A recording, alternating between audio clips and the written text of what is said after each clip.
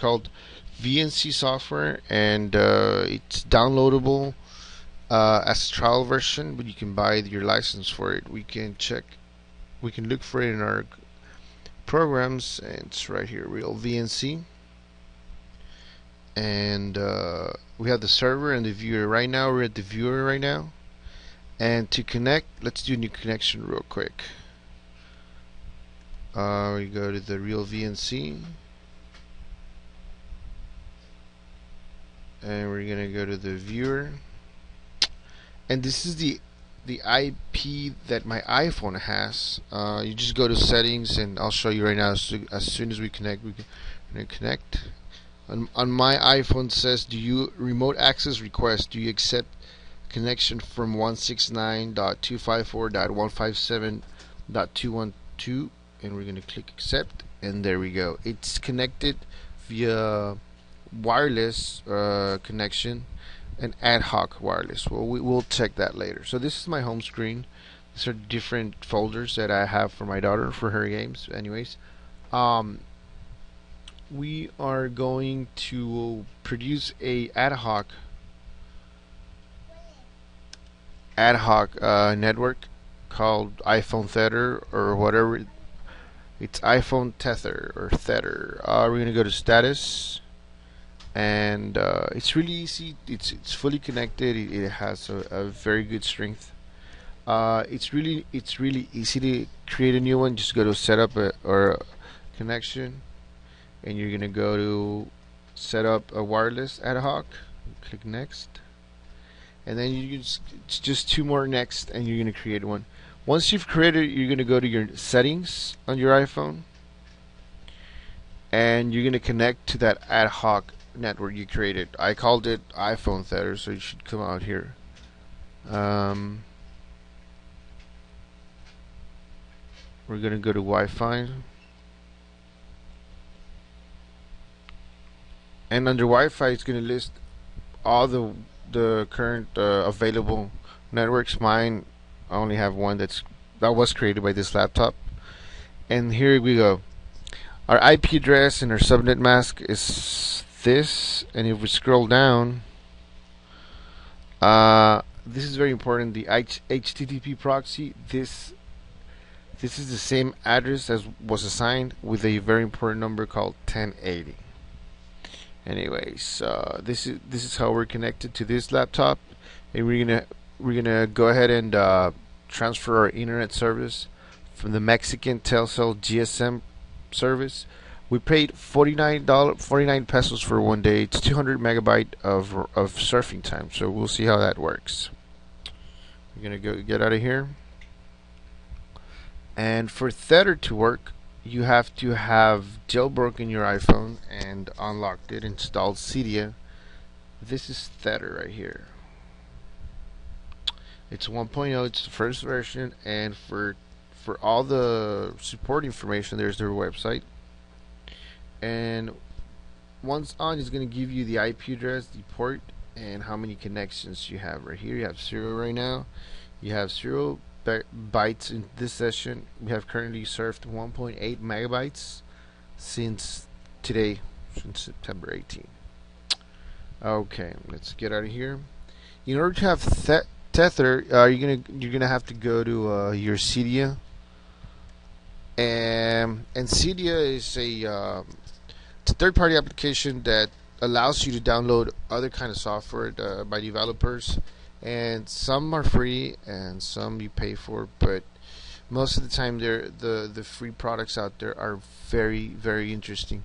One of them, called Vinci, is allowing me to record this iPhone screen. It takes a little bit for Cydia to load, because it first of all looks for any major updates. It looks for changes on your software. It checks to see if you have all the correct kernels and drives for Cydia, because it's very, very keen on making this work all the time. They don't want any bugs messing around their software.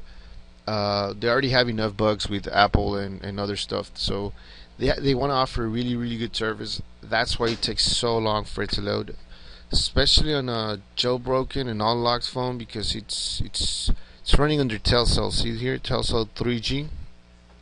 So we're gonna hold on and wait. While it's doing that, we can check the program I'm using to record. It's called Camtasia Studio.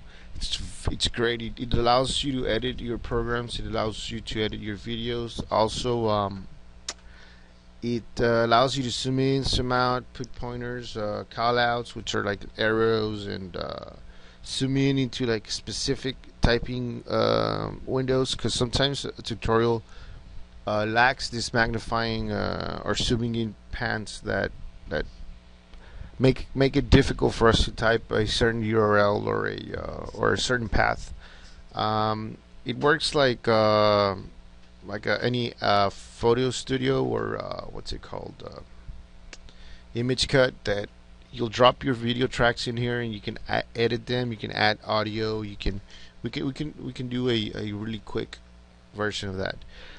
We go back to our home screen on the iPhone. It says downloading packages. See what I told you? First, right off the bat, it gives you your ECID number, and this is what Apple uses, so you can pinpoint what hardware do you have. On the bottom, we have the Cydia News, the sections. This is sections that we've installed. The changes, which is the updates, managed to add or remove sources, or let's say directories. And to search options, very good, because it allows you to search for specific applications like games or alternatives to iTunes, which is called dTunes. You can check that out later. Anyways, once you're in Cydia, you're gonna look for a source called Xalize, and once that Xalize source has been installed, let's see if it'll let us go to our sections. Perfect. We're gonna scroll down to X apps, and once in X apps, we're gonna scroll. All these are free cracked applications under Cydia that someone was kind enough to upload, and all you have to do is click on one. We're gonna go to Tether. See, there's a whole bunch of them. Tether T. There we go. Right here, Tether. And as you can see, it's already installed. It has a check mark on it. All you have to do, it's in here where it says modify. If you haven't installed it, it'll say install, and then you click on install, and then you click on confirm, and that's it. It downloads it, and it installs it for you, and an icon on your home screen will appear. So let's check it out.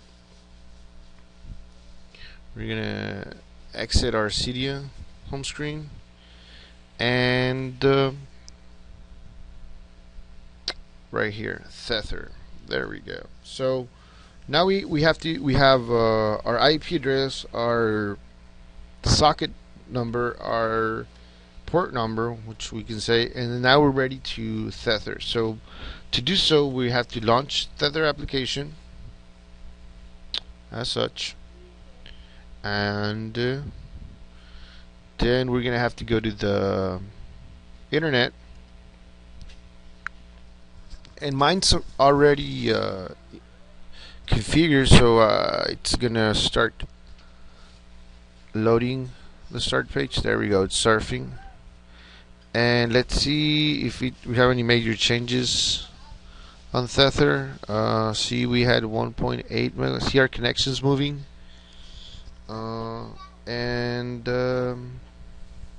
we should see the megabytes or session kilobytes work right now.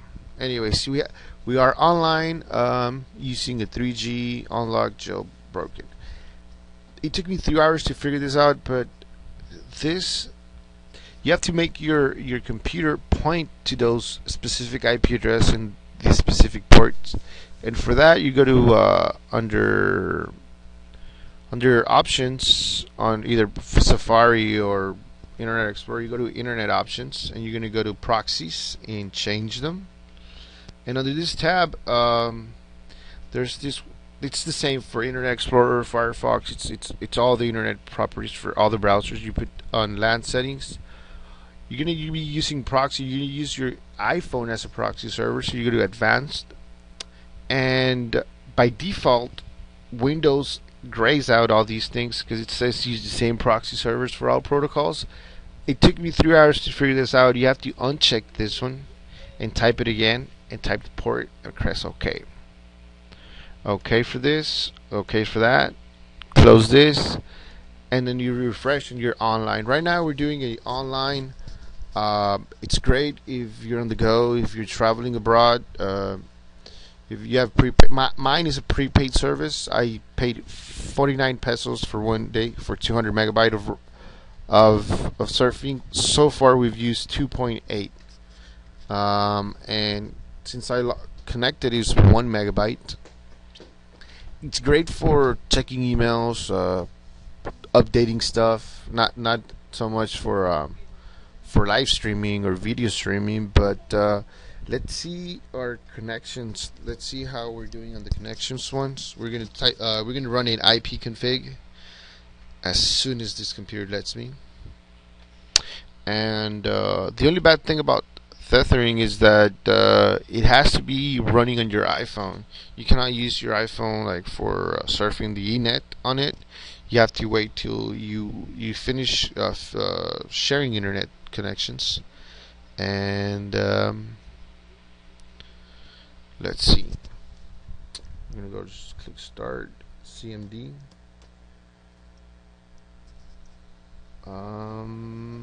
This computer is very slow. Anyways, right now we're still surfing. We're at 5 connections and we're at 1 megabyte. And we're gonna do an IP config. IP config. Nope. Oh, I can't even spell anymore. And there we go. Let's see what our IP address is. It has an IPv4. It's not an IPv6, and we have the subnet mask, and we can check if it's a.